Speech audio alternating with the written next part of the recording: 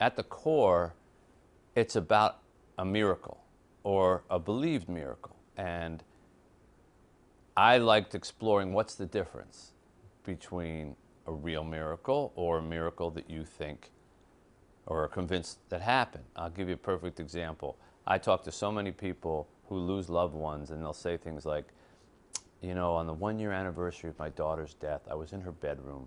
I was sitting on her bed, I was crying, and then all of a sudden, a picture of her fell off the counter and landed on the floor, and I know that was her. She was sending me a message. She was telling me it's okay.